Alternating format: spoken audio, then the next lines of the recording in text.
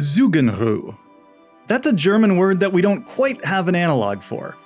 It describes the behavior of captive birds when, in the spring and fall, they start to repeatedly flutter to one side of their cage.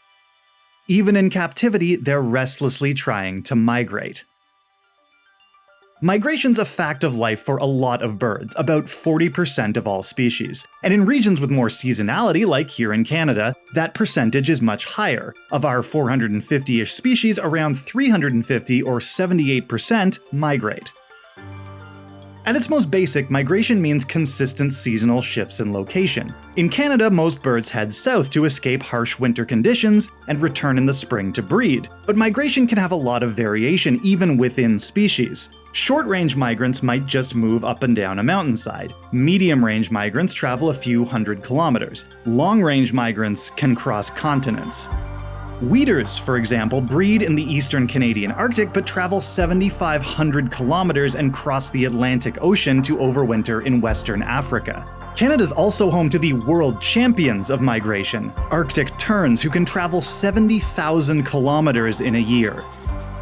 Before we knew about migration, we came up with all kinds of wild theories to explain the seasonal absence of certain birds. That migratory species had transformed into other birds, that they buried themselves in mud for the winter, or that they went to the moon. Those all seemed more plausible than a fragile little bird flying thousands of kilometers. But they've been doing it for hundreds of thousands of years. In a 1991 experiment, scientists crossbred blackcaps from two populations with very different migration lengths and directions. The offspring attempted a migration that was in between in both. Migration is written in their genes, and can result in dramatic transformation. As the temperature starts to drop, food becomes scarce and the days shorten, photoreceptors in the bird's brains trigger big hormonal changes. They molt to grow stronger feathers for the long flight. They eat voraciously. Some can double their body weight, building up the fat reserves they'll need. To make room, they can shrink some of their internal organs while increasing the size of their heart to promote blood flow. That's all before they take off. Once on these marathon flights, they have even more specialized adaptations. Some shift to sleeping in 9-second increments, while others employ unihemispheric slow-wave sleep, allowing half their brain to sleep at a time while the other half stays alert, letting them stay airborne almost indefinitely if they need to. And they've perfected the routes as well. Some will take different paths north and south to take advantage of different seasonal weather patterns and food sources.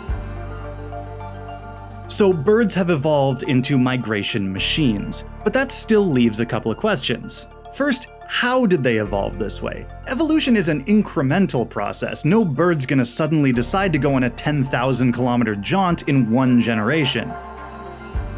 And second, there's still the question of why. Not so much why they go, escaping harsh winters makes sense, but if everything's better down south, why come back? So next time we'll aim to answer those questions, because it turns out they have led to a century-long clash over the origin of bird migration.